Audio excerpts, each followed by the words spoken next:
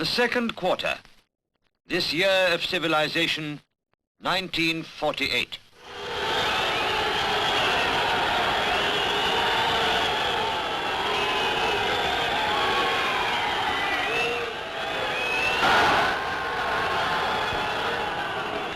In the city of Bogota, South America, the assassination of liberal leader Senor Gaitan was the signal for an orgy of rioting, looting, and murder.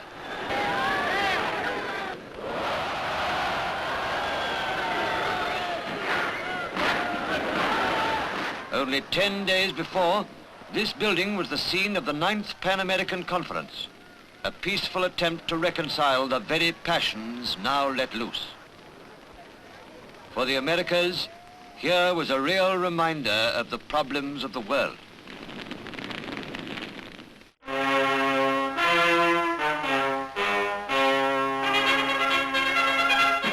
In Philadelphia, from every state in the Union, members of the American Republican Party met to elect their presidential candidate. And as sponsors put forward their nominees, enthusiasm ran high.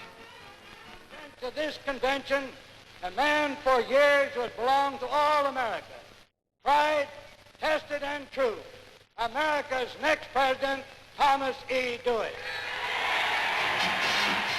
Man America needs and wants, Harold E. Stassen. To give to you for your votes in confidence of great service, my senior colleague in the Senate, the Honorable Robert A. Taft of Ohio.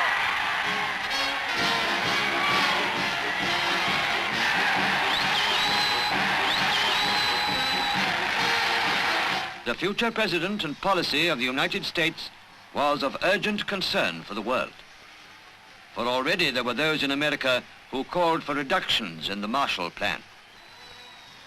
In Washington, Senator Vandenberg hotly defended the original program. This sounded as though we meant business. I think we did. So did Western Europe. These countries proceeded to seek unprecedented unities in response to our self-help specifications. They accepted our good faith and proceeded to prove their own. They did it at the hazard of serious reprisals when communism declared bitter war upon the enterprise. More progress toward unification has been made in a few months than in centuries preceding. This is progress for peace and freedom, for us as well as them. It is the greatest possible insurance against the war we do not want. In the impoverished countries of Europe, food was not merely an economic necessity, it was a political weapon. In once fascist Italy, the Senate House stood empty. For years, its walls had echoed to the voice of but one party. Now it awaited those whom the people should elect.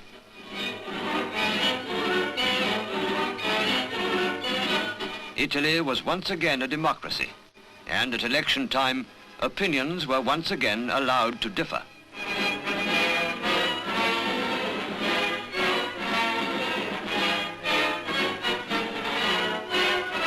The main parties were the Social Democrats, led by Signor Saragat, the Christian Democrats under Signor De Gasperi, the Communists under the title of the Popular Democratic Front, their leader Signor Togliatti.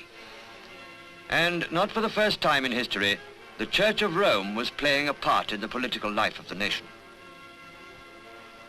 But for the people of Italy, there were only two real alternatives: Western democracy or communism.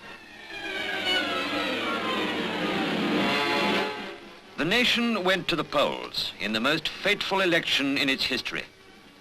Bombarded by intense propaganda, over 92% of the electorate registered their votes.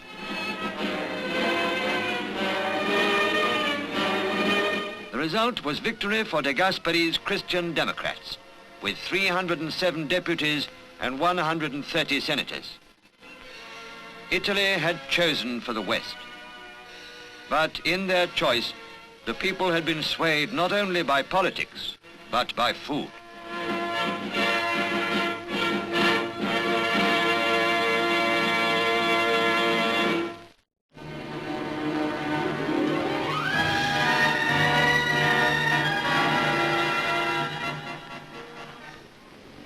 For the British housewife, feeding her family was still a daily problem. Martial aid would help, but the British government were looking with a new eye to the British Commonwealth.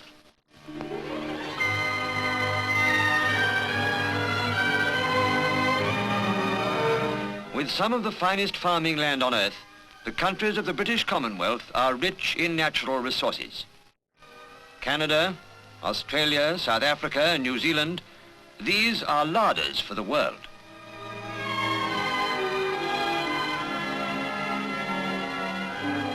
But these countries are far from exploiting their resources to the full. Their vast expanses hold meager populations. Only with increased manpower can the Commonwealth make its full contribution to a needy world.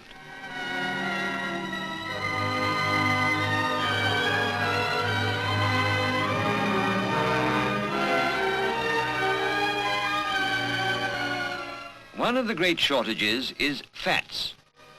Fats essential to human diet and industry. Rich in the ingredients used in margarine and other products are the ground nuts of East Africa. The British government embarked on a huge project. The ports of Africa were the scene of unusual activity. Their cranes unloaded a great weight of mechanized equipment bound for the interior. The object? To cultivate ground nuts on a scale hitherto unknown. New settlements sprang up, bases for the attack on the bush. Tractors and bulldozers began to clear great areas of Tanganyika, Kenya, and northern Rhodesia. Much work had to be done before planting could begin. Calls were made upon the vast reservoir of African labor, and training began. Experienced technicians instructed natives in the handling of the new machines. A great venture was underway.